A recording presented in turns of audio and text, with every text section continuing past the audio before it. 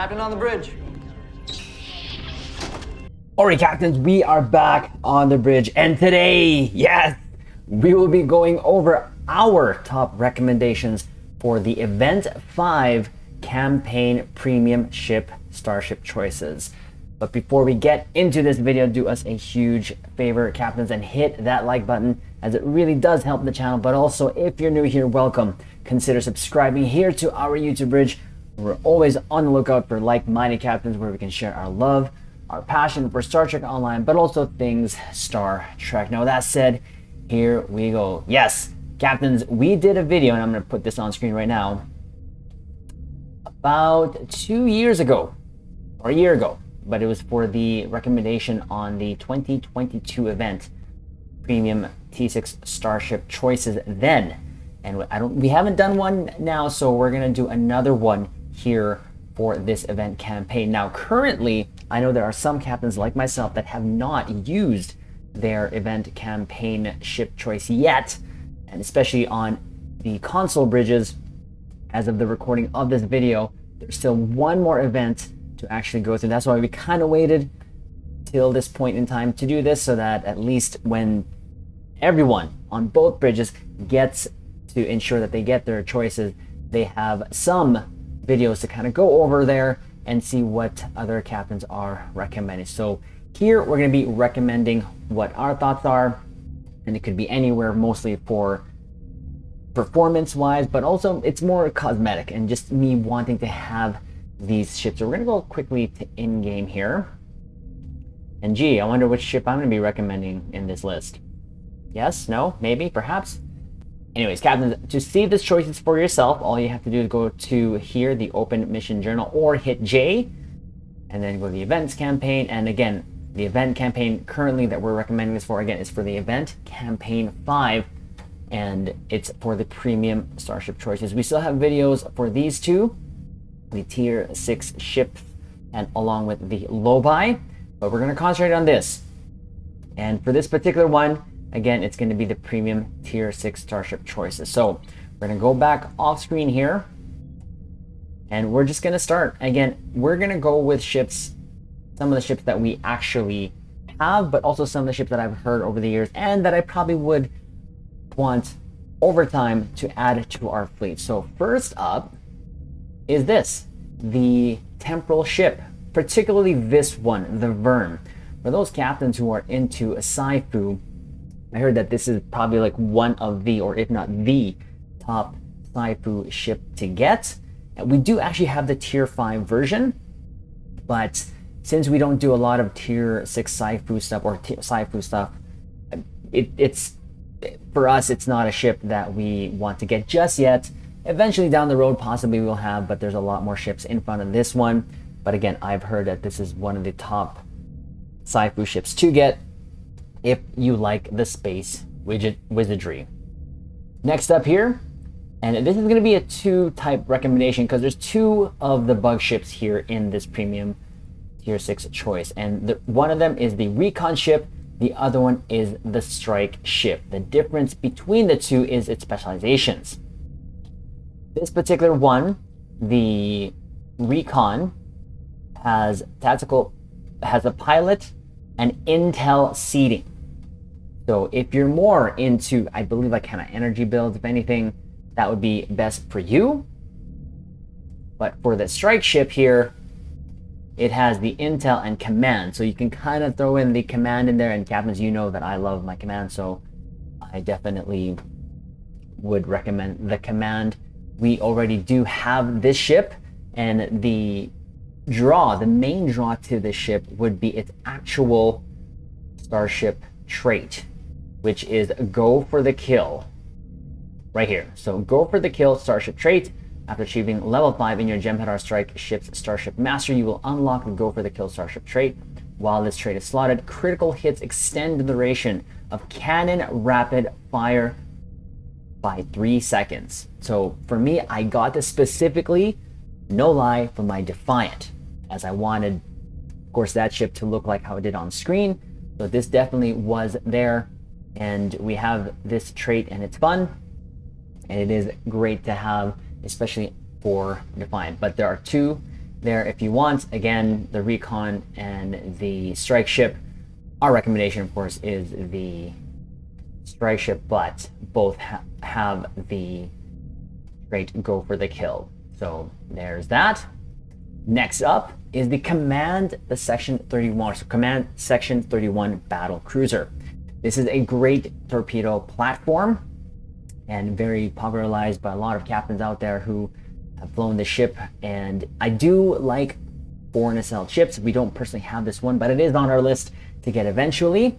And it has the Disco / Section 31 aesthetics there. And if that's something for you, then there you go. This does have a cool animation where the nacelle folds up, but also it has like these little drones that pop off the ship. And again, performance-wise, it does really good, I've heard. And seen the ship in action, and captains can get some pretty good performance out of that ship. Next up is the Emerald Chain Intel Juggernaut. We do not have this ship yet. This is the top 2 in my list so far for this event campaign. Now, this ship, of course, is from Discovery as well, and it has the cool feature now that they've put on here, and I don't want to blast the music here too much, but it'll oh, actually, we don't do it. It has the animated turrets on this thing. Now, we've had an idea for a long time to do some sort of theme build, a battleship theme build, and this has come up here, and this is one of the only reasons why I'm going to go for this ship. It's just that cool feature on its own. It is a quite unique looking ship, but I think it can definitely pass for a space battleship, so that's why we're adding it to this list as a recommendation. Next up, the Lerena from Star Trek Picard, the hero ship for like the 2 seasons of it. And personally, we don't have it. We did try this on Tribble, and what turned me off of it was how small it was, which again, that is a small ship, but also when I was firing weapons, all the beams and turrets were almost as big, if not bigger, than the ship itself. But it is the hero ship of Star Trek Picard, and why not? I mean, it looks good. It's, for me, aesthetically, it does look like a good ship, but it just doesn't fit the Star Trek universe, in my opinion.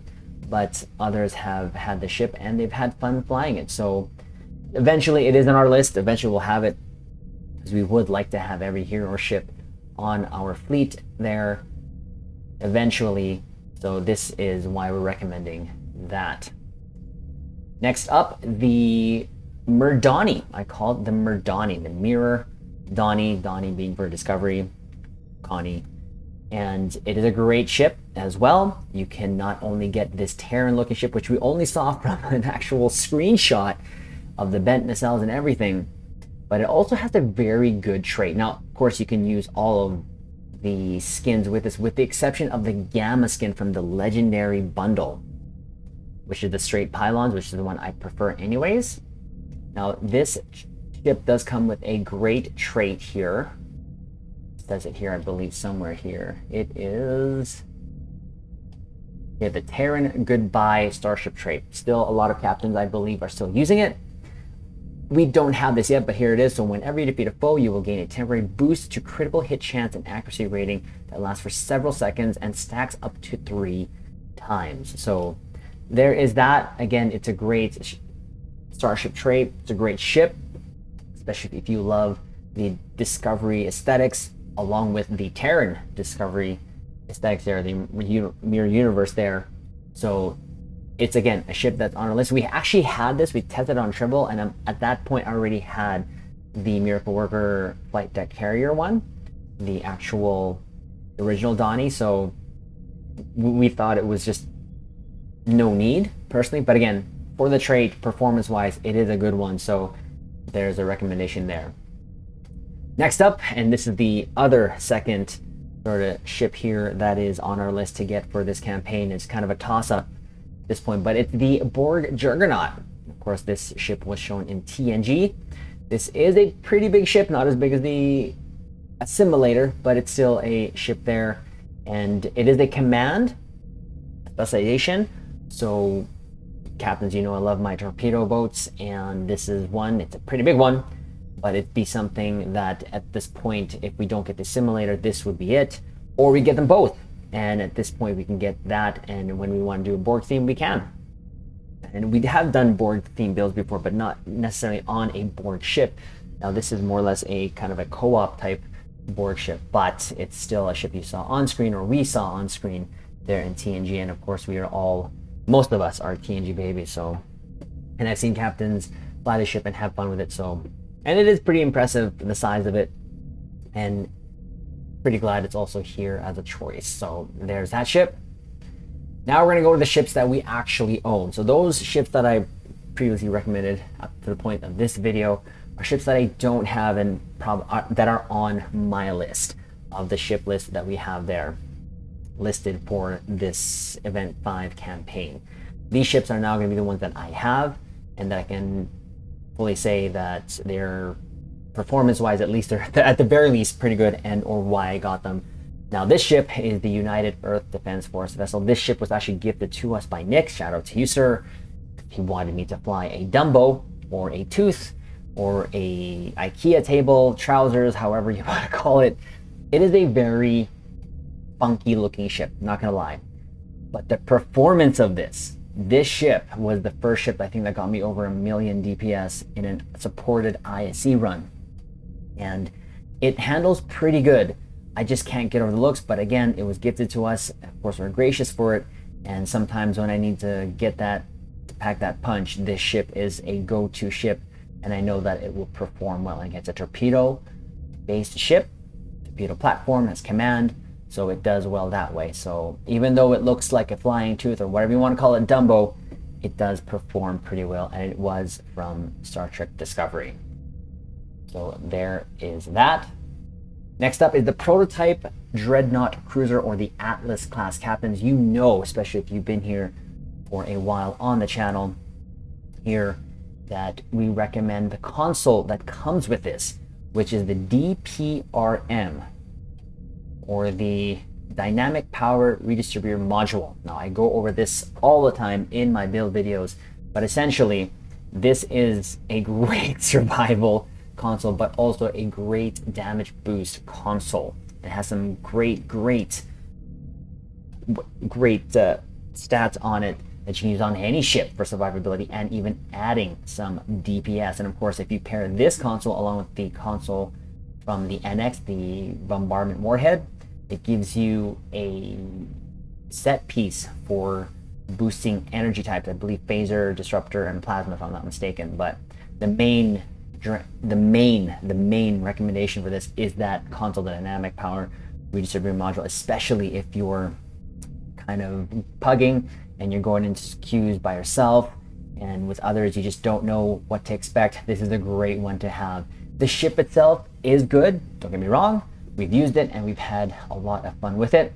But again, the main draw is the Dynamic Power Redistributor Module. There's only a few ships that I've ever shared here, the build on the channel, that does not have this console on it. It's that good still, in my opinion. So there's that. Next up, we're going to go with the Kelvin Timeline Heavy Command Cruiser, one of the first expensive ships I bought here in Star Trek Online. And at first, I always say this, I didn't like the aesthetics, but it has grown on me, and it is the Enterprise, and it's a command ship. So we decided to pull the trigger, and it is a great ship. Aesthetically, it has grown on me, like I just said there. If you want to get your KT theme on, you can definitely get it with this ship. I really do only have the one issue with it, which is just how big it is, but it's still great. I love the aesthetics of the Kelvin Timeline weaponry. So you do actually get some of that. I mean, it's basic ones, you can get them on the exchange, but they do have the one that the ship comes with, so you can test it out yourself. The Kelvin photon torpedoes are my very, very favorite ones in terms of aesthetics and the way they sound. So if you ever wanted to get a Kelvin Timeline going tune there, this would be the ship to do it. Or you can actually go with my other favorite Kelvin Timeline ship, which is the Kelvin Timeline Heavy Destroyer. This ship is one of the first ships that I've actually gotten a lot of DPS records on when it first came out. Very, very decent torpedo platform. And also with the recent pilot, well, I'm not saying recent, but last year's pilot revamp, it has actually helped the performance of this. And I just love the aesthetic of it. I don't know what it is about it, but it just really looks good. It's pretty decent size. It handles pretty good. Or, I mean, it is a destroyer, and the experimental weapon is one of the weapons we saw firing on screen. So, again, a great ship in my opinion, and one of my favorites to go to back now and then. Next up, we're going with the Damos Pilot Destroyer. I couldn't find the ARC page for this ship, and that could be because they screwed up on the actual initial release of the ship, because the picture of the ship was not this. It was actually one of the other ones we saw in the card, which I'm wondering why they didn't bring that one in, but whatever, it is what it is. Now, this was actually the first ship I chose in the event campaign when they first rolled that out, and the reason being, it was for the actual console itself, it being the emulating phaser lance. This thing is awesome. It hits pretty hard still, and it actually helps a lot with the Universal Designs trait from the Crossfield refit, which is still in this list, but I got this solely for this console because I also wanted a lance that could hit its target 100% of the time, because, for example, the Galaxy X, still one of my favorite ships, but the lance that comes on that, and that's also a lance I believe that the Lexington has, it just can't hit the side of a starbase. It really can't. So I got it first and foremost for that, and of course the second benefit of it was for performance wise, and still one of the staple consoles that we put on our builds, because it still looks pretty cool in my opinion. There's that. Next up, of course, all the TOS ships. We do have the TOS Connie. This is when it first came out here, but also you have the choice of going for the D7 battlecruiser, and of course the TOS. I got this purely just for it being a Connie and for the refit skin, not necessarily the TOS skin, but the refit, because the refit was the second ship I saw in Star Trek, and is my second favorite ship of all because of how classy the design looks. But the benefit, of course, of this ship is you can get the TOS look and have a ship that performs really well still till this day. But again, you can't recommend one of these ships without recommending the other factions, of course, like the D7 from the Klingon and the TOS from the Romulans, especially again if you like those factions. Not to say that we don't, like happens, you know, I'm a Fetty boy, so hence we only have this ship here. Next up, and kind of timely, of course, we actually know that these two ships, as of this video here, was the recent release of the Disco Inferno bundle that came to Mud Store that has these two ships in it as one choice. So, and that is a bundle that we do recommend, which is very rare, especially from the Mud bundle, but again, only if you have the resources. One of the main draws of this ship is the D7 having that trait, which is the Ruin of Our Enemies trait. So after achieving level 5 in the D7 Miracle Worker Flight Deck Cruiser Mastery, say that 3 times fast, you will unlock the Ruin of Our Enemy Starship trait. While this trait is slotted, defeating a foe will grant a small amount of bonus damage, so Cat 2 damage.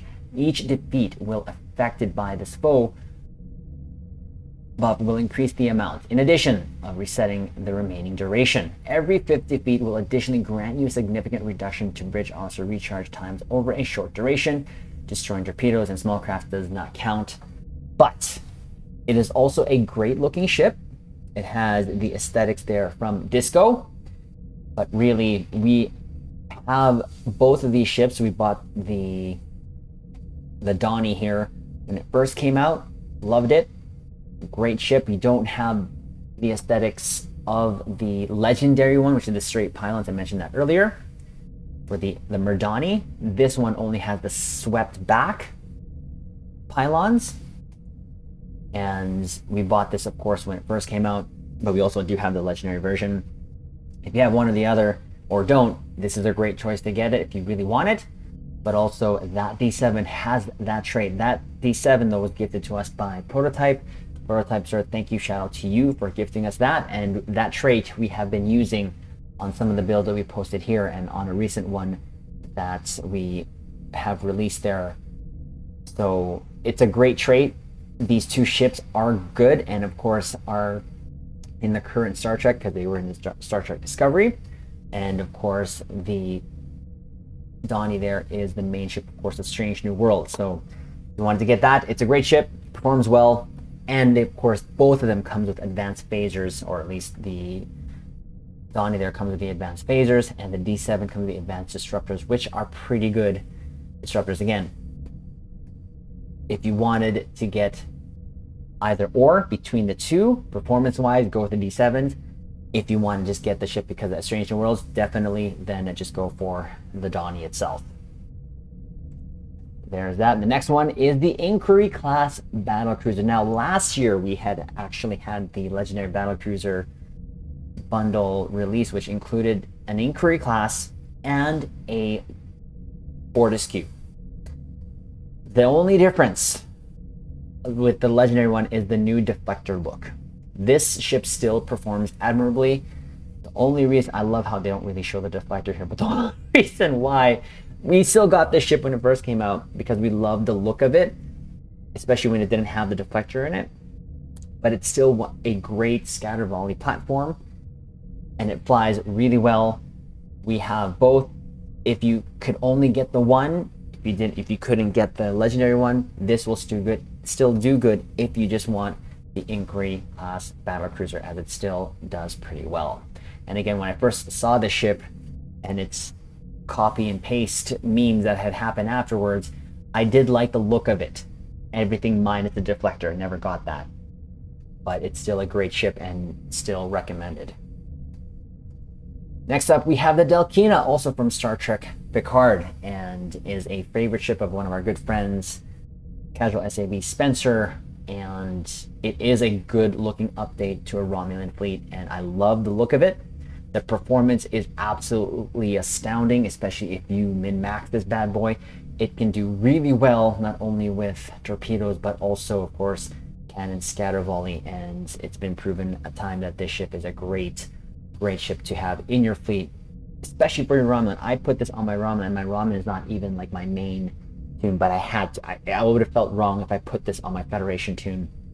But this ship is absolutely a blast to have, and the aesthetics of it, it just makes sense. The forward aesthetic going forward with the Romulan, and I hope we get more ships like this, because it is really cool looking. And when you look at it there, it just looks mean. It just looks really mean and just really in your face and very aggressive looking ship. So that's why we're still recommending that ship.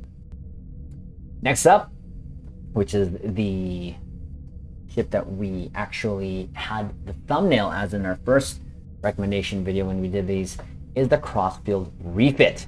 This ship, or what they call now the Crossfield Science Spearhead refit. You captains know, especially if you've been here on the bridge along with us, we did not like the original look of the Discovery, but when they went 1,000 years into the future and this got refitted, I was sold. I still have my issues with it. The nacelles, I feel like, are still too long. From the aft, it looks like it could use something else there, but the profile, the squatter profile, I love it. The deflector, the nacelles, it just looks really cool, and I kind of wish that this is what they went with. And using this ship has been really fun. And we also were gifted this ship on our PlayStation account by Documents at 1000. So Documents, thank you. Shout out to you, sir, for gifting us this on our PlayStation account. I recommend this 100% in terms of, especially if you like Sci-Fu. I'm not a Sci-Fu captain. I just put a theme build on it, and it still did well for us. So that is still getting recommended as well. Next up, one of my favorite ships from Lower Decks, the Parliament. I know when this ship first came out, it got a lot of poo-poo on it, but and also did a lot of poo-poo when I got this over 1 million.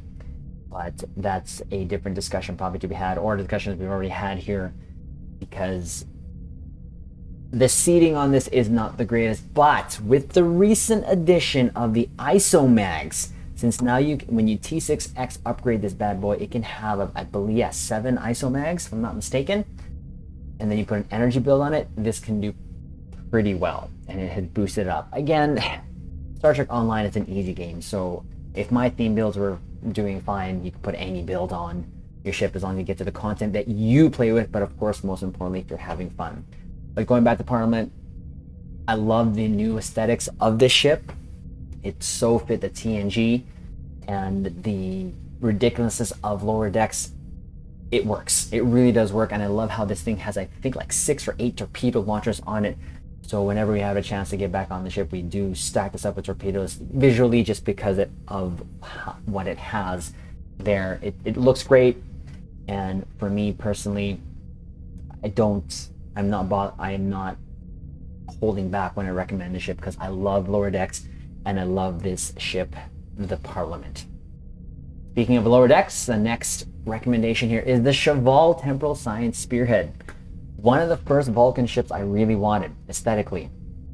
It's a great looking ship and it performs really well. Of course, we put a torpedo build on it because that's what we can synergize it with. When it came to the actual sci-fi of it, we didn't do any sci-fi because that's not our main playstyle, but we did a theme build on it and it performs really well and has a console that can actually sort of project you forward there some good distance. And it also shared the visual that we saw on screen there. It wasn't the form-fitting shield, but it was just the bubble shield that it has, but still good fun, a great ship, and especially if you're a fan of lower decks, another ship here to recommend to you. And of course, we can't recommend anything from lower deck without recommending the Kali class itself, the USScitos. This ship, again, you stack it up with isomags, it's going to do pretty well, which you did recently. And the performance on this thing is pretty good. It's not the prettiest looking ship, not gonna lie, but the reason why it kind of grew on us is it's the hero ship of lower decks. And like I said, I love lower decks, and I eventually want to have all the hero ships, and the event campaign is a great way to do that. It's an overtime sort of investment, but again, you pick kind of the ones you want the most and then put the other ones on your list and see what you can get the year after. And of course, this ship, it being the hero ship of lower decks, the Cerritos, the California class, definitely recommend this. Now, I didn't necessarily do this list from like worst to best or something like that, just kind of put it there in terms of, or put them in the order in terms of kind of, again, what I've heard to recommend, what I want, and also what I have. These last two ships, it's a toss-up between the two, and it really depends on your playstyle and aesthetics of the ships you want. So the first one we'll go over is this. Captains, I was losing my ever-loving mind when I saw the Sagan on Star Trek Picard. I really am a fan of nacelled starships, and the Sagan class was it just looks so good. I love how it looked. I wish we could see more of it, and I hope we do see more of it in action, because it is a great looking ship. But this is, again, a command platform, so torpedo. Of course, we've had great success with it performance-wise, but it being also from screen, I was super happy that we got it pretty much in-game and got it right away. I believe like day one we got it. So I do recommend this not only for the looks, but also the performance, because torpedoes are my favorite, and it looks good, and it performs really well under torpedoes. So there is that. And the other toss-up between this was this, and of course the ship that you saw there when we entered the video, not the white screen. I don't know why it's doing that. There you go. The Excelsior 2. This ship also, when we saw on screen, I lost my mind. It just looked really good, a really good update to the Excelsior. This one's a different type of performance on this. Is an Intel, but the console that comes on this is one of the reasons why I recommend this ship. It's the console that comes in. This is a Intel Miracle Worker ship, so beams that definitely will work, but the console on this is just ridiculous. It is the experimental power redirection. This essentially is a FA beam overload symphony of just goodness. And I have put this on almost every of my theme builds, even ones that don't even have beams. I'll just slap this on to say, yeah, I have phasers on my actual build because of this. And it is such a fun console, and the sounds of it is absolutely ridiculous. This thing feels like it's just a powered up beam overload, and the aesthetics of it do match when it comes to the Star Trek. So again, the next two here, like I said, the last two I should say, the Sagan, if you love the look of it, you get the Command torpedo performance. The Excelsior 2 for its Intel, of course, Miracle Worker, and that console that comes with it. They're both great. It's hard to recommend one over the other because that also depends on your playstyle, and I can't even choose between the two, honestly. But I have made some recommendations, and some of them have taken up on the Excelsior 2 because they more leaned towards energy builds. They're loving it, and I'm pretty sure, captains, if you don't have the ship yet, you would love it too as well. So that is the video. Again, all we wanted to do was go over our top recommendations for the event campaign here that you can get for the event campaign 5, which again is still going on for console as of the drop of this video.